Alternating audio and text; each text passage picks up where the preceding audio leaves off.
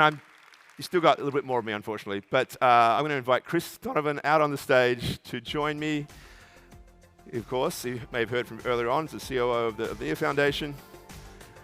And we are going to talk about everybody's favorite topic, regulation. Good to see you, Michael. Regulation, let's do it. All right. People are going to think we coordinated beforehand with our talks. It is kind of interesting. I was sitting there watching you talk and thinking, wow. In many respects, the book I'm writing, it seemed like you were just sort of... Yeah. You must have been reading the manuscript. You thought I'd nicked your manuscript. I did. I thought that somehow. But as you can tell, we're both from the same part of the world. And, Aussies, in our blood, there is a certain convict, criminality. So, yeah, my suspicions are running pretty high. Yeah. All right. So, look, you were the GC at NEAR Foundation. You are now the COO. You That's right. were a GC at Outlier Ventures. You have been involved in the legal side of things for quite some time. Yep. And as I said at the opening of my presentation, it's been quite a year in terms of that regulation. And one man in particular has featured heavily, Gary Gensler. I have a certain connection to Gary. I was at MIT Media Lab, where he and I were both part of the Digital Currency Initiative for a couple of years, and I used to talk to Gary, once a week, basically. And he was never nearly as stridently in the position that he's taking now at the SEC. But we would argue, and my point was always, look, Gary, if everything's a security, then how on earth are we going to allow for people collectively to participate in these systems? We want to have an open web and one that doesn't have these gatekeepers. And he was always very opposed to gatekeepers as a concept and regulatory capture and rent seeking. He'd use these words about. And I said, how on earth are we going to create reconcile that? Yeah. You're going to have all these barriers in place. So, how do we get that message across? How do we turn this conversation away from a very narrow financial one to know we need to do this? If the regulators would kill the dream that you and I are talking about here, what are we left with? Well, I think that's a very good question, and it's a serious problem.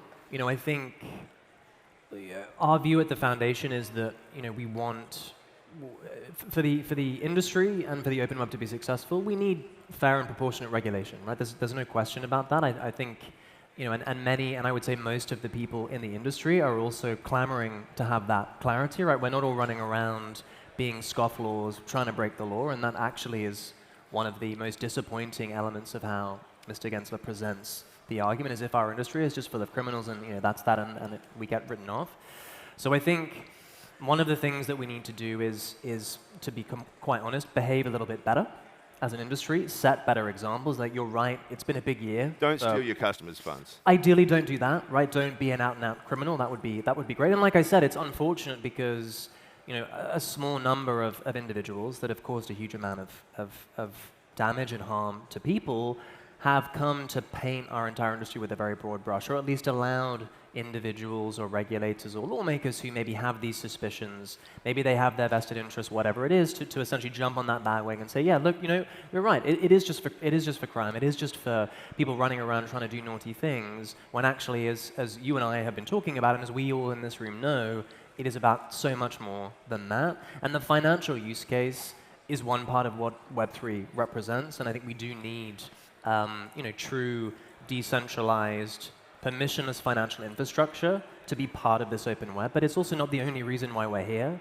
right? And the giant casino of Web3 is, it's damaging and limiting the perception of what we as an industry are capable of. So I think education and frankly the work that we are doing here and in the NEAR ecosystem and across the industry, genuine use cases, genuine users, showing people why there is value for them in the stuff that they do every day with this technology. Right, because ultimately this is a political question, right? 100%. It has been, crypto regulation has become highly politicized, and well, in the US in particular. In the US in particular, but it's laden with this, and therefore getting through that and being able to reach people to understand the value, I think, is critical. Just to pick on that, the problems therefore with the community itself or the industry, it does seem to me that sort of some of the problems with the tribalism, the sort of the desire to drive tokens higher and my token, not yours, contributes to this, right? It contributes to this kind of mania that I think feeds bad behavior. So how do you guys view that? Because clearly, the vision behind the open web, the stack that you're building that is really trying to look at the multi-chain solution and onto interoperability, how are you approaching that problem in particular, the sort of this tribalist? Yeah. Well, look, I think it's a big problem, as you say. It's a scourge of our industry in a way, right? And we've grown up fighting each other, and actually, there's still such early days, right? And we have so much that we need to do. And frankly, we're fighting such a big battle against much more organized, better funded, more influential opponents that I think the infighting is an utter waste of time, right? And I think it distracts us from the mission if we were all working together and sharing these goals. And I think many other ecosystems would also agree that this is the future that we want. We don't want the dystopian surveillance state future. I think we would be much more powerful as an industry. I accept that it can be hard sometimes to put aside differences or at least perceive potential competition. But again, what's the point in fighting over the tiniest slice of the tiniest pie when actually we could be building something bigger and sharing it together, right? And I think that's how we as an ecosystem think about this, right? And our technology stack that Ilya is going to talk about straight after this, I think, is all about putting interoperability at the heart of everything, right? So we want founders and projects and applications in every ecosystem to come and see how they can leverage different bits of this modular stack that is kind of the heart of the near ecosystem's technology. And I think productizing interoperability will help eliminate that tribalism. Because people will realize there's no need to be scared of each other, right? We can share and we can grow together. And still serve that broader mission of avoiding, as you put it, the dystopian, surveillance state. Right. So let's just look at this from the perspective of government then, right? I mean, Europe in particular has taken, I think, a more aggressive and sort of constructive view of the real problems around this structure of the internet and threats to privacy and so forth. But at the same time, when you use terms like, an open permissionless architecture, permissionlessness almost runs counter to the Bank Secrecy Act, KYC, all these things that are ingrained in the way that our financial system is structured. So given that dichotomy, how are you approaching conversations with, regulators either here or in the US? How do you get them to sort of embrace this idea of an open permissionless architecture? Well, it's not always easy, especially in the US. I mean, there are plenty of people who want to have that conversation, but I think, like we were touching on earlier, it's become very politicized in the US, not so much in other parts of the world. But you're right that the idea of permissionless systems and no intermediation at all is literally the polar opposite of how the regulatory state has functioned pretty much since its inception, right? And that was because at that time, when these systems were being brought about, they did not have the technological infrastructure ability to do it any other way. They had no choice, right? And the key thing is that now we do have a choice. And actually, part of convincing lawmakers and regulators that they should embrace this stuff is to help them understand the benefits to them as governments, right? And I think one argument that I've found sometimes helps to get a bit of traction is you think about how much money governments spend every year maintaining trust. Trust in all of the institutions of government, trust in infrastructure, public service, all of this kind of stuff, right? It's an enormous amount of money. It's a huge amount of GDP. I don't have the stats off the top of my head, but it's huge. And actually, this technology can help reduce that burden, for example. And that's just one more powerful, tangible use case for governments to think, well, actually, I don't necessarily need to be scared about thinking about this new paradigm. Actually, maybe it allows me to do the things that I want to do, run the country effectively, provide for my citizens, provide high-quality public service and infrastructure more efficiently and more effectively, and empower my citizens to do the same thing, right? And we were having a conversation before talking about how natural open market competition forces hopefully will also drive some governments to realize that there are massive economic advantages to embracing this technology, right? And there are some jurisdictions globally, you can think about places like, for example, Singapore, Switzerland is another one, that have completely embraced this technology, right? And they've managed to at least take some steps on the path of creating some frameworks that are a little bit more open and sensitive to the unique features of the technology, right? Not trying to remove them or treat them as bugs, but actually lean into them and embrace them, and actually hold up those unique features. And these jurisdictions have been benefiting as a result. Dubai would be another one, right? So I think some of this will happen naturally, right? Because we're a mobile bunch, Web3, we move around the world a lot. We're happy to go where governments and regulators are willing to sit down and have proper conversations with us. Is it also incumbent upon the industry to think through whatever application solutions they're building that can be sort of friendlier to the needs of government? And I think one of the ways I would frame this is that, part of the ethos in the early days of Bitcoin, of course, emerged out of the cypherpunk tradition of, just zero compromise on things like privacy.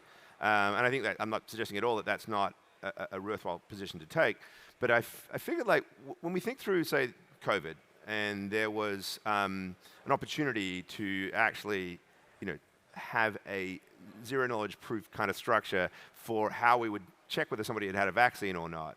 I felt like the community's just, it got in its own way. There was a real opportunity there to work with governments to try to figure out a way to have a private and yet constructive data tracking system that would have our cake and eat it too. Yeah. But ultimately, the fear of Big Brother, the idea that IBM and others were just stepping in and providing these solutions anyway, I felt like the community just went, no, we don't want to be part of this. This is all too spooky, and I think there was possibly a missed opportunity. I don't know if you need. I would definitely agree. I mean, I was in the UK at the time of COVID, and the NHS is literally still using fax machines to send around information, right? And I'm not joking. I think they have like the last 5 fax machines in the whole country, and they use them every single day, which is mind blowing. But you're right. I think there is definitely, and it's ironic given that we're trying to build this technology that kind of productizes trust, right, and guarantees trust. There is not a lot of trust in the industry towards government either. And I think part of that is because of how certain governments and regulators have been behaving towards our space. There's definitely a sense, if we bring it back to the US, that Chair Gensler's not acting in good faith, right? He's not setting up and presenting the position reasonably or fairly. Like I said, we're not all scofflaws. Like I said, the system in the US is not fit for purpose for this technology, despite the fact that he seems to think that it is, or at least he presents it to be.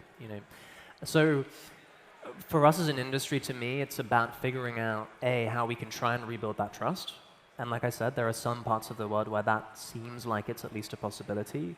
But I think we also need to accept, perhaps, that at least around the edges, we might need to make some compromises initially, right? And we need to decide where we make those compromises and where we don't, right? And I was talking before about permissionless open infrastructure. To me, that's a compromise we can't ever make, right? Because that is the core, that is the technological platform for everything else that follows. But there might be other areas where we feel that, yes, it is not the absolute perfect cyberpunk manifestation of a particular program or whatever, but maybe it's an important first step, because we need to start somewhere and we need to rebuild that trust.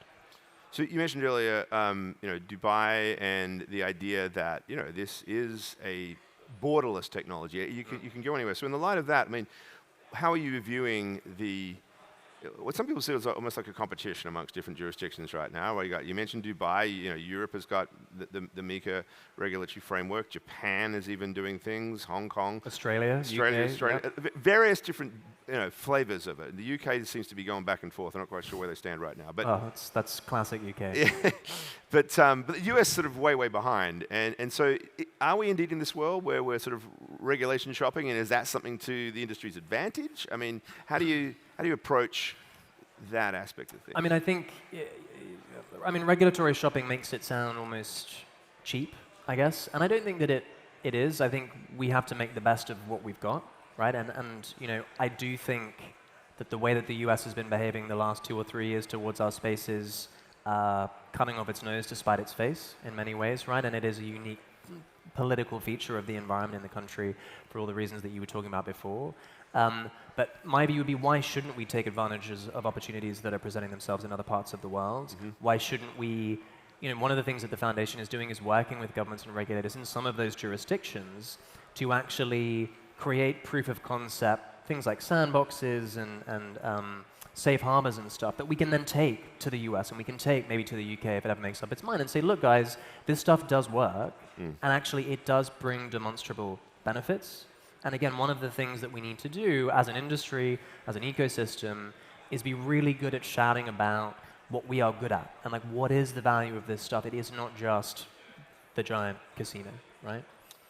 I'm just going to make a point. As I see G. Clay down in the front row, he's going to hit me afterwards for not mentioning Bermuda as one of the jurisdictions that's been out. And my good friend David Burt, the Premier, who's been driving this very sort of innovative approach to these things. And I know you guys are looking at it indeed as well. So yeah, I mean, it really is interesting seeing all of these different jurisdictions wake up and see. I'm almost like seizing the opportunity that the US is leaving open. I have a question for you though. I mean, have you caught up with Gary Gensler lately? And how has that changed since your heady days at MIT? It's really been tough. Yeah, I'll tell you. I mean, I don't know.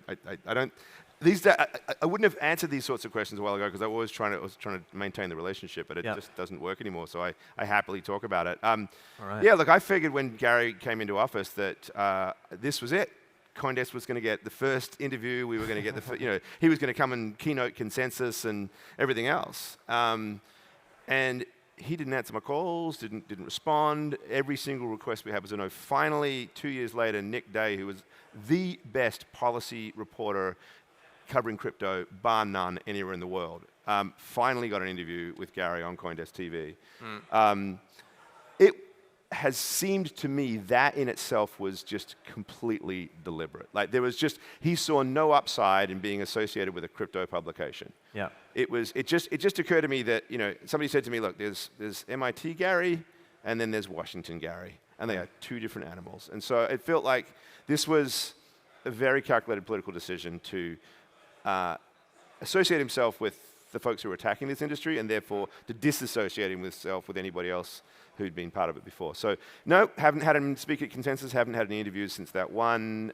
We don't really talk much anymore. All right, well, I'm sorry to hear that, but he's genuinely a nice guy when he's out of Washington. I think it's also a shame that that's the position that the industry is in, and it shouldn't be, in my opinion, it shouldn't be a political question, right? It shouldn't be something that's divisive politically because we should all want an open, permissionless future, truly, including governments and everybody else, including whatever side of the aisle you happen to be sitting on. And so I think, one of the other jobs we have as an industry is to so feel at home with a fly, of course. I know, Aussies, everywhere we go, we check the flies. I need my hat with the corks. Exactly.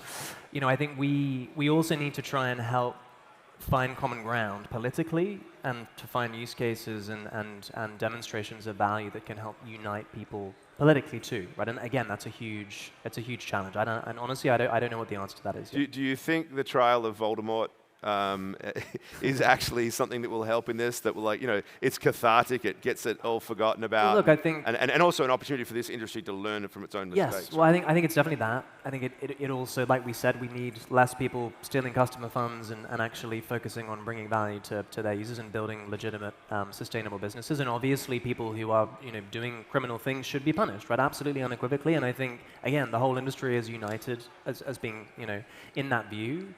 And I think that now that we've had at least initial conclusion to everything and perhaps it can be put behind us, I do think it is an opportunity for us to show how we can do better as an industry and also how we can unite, like you said, across all of these kind of tribal boundaries to actually focus on the stuff that's really important.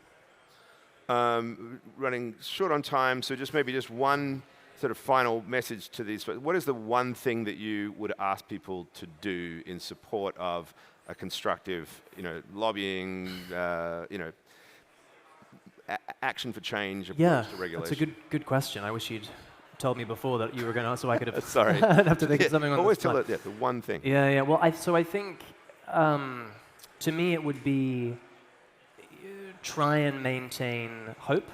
Don't lose trust that there is a constructive path. We don't have to write off interactions with the lawmakers and regulators, period, just because there are some out there who are making our lives very difficult as an industry.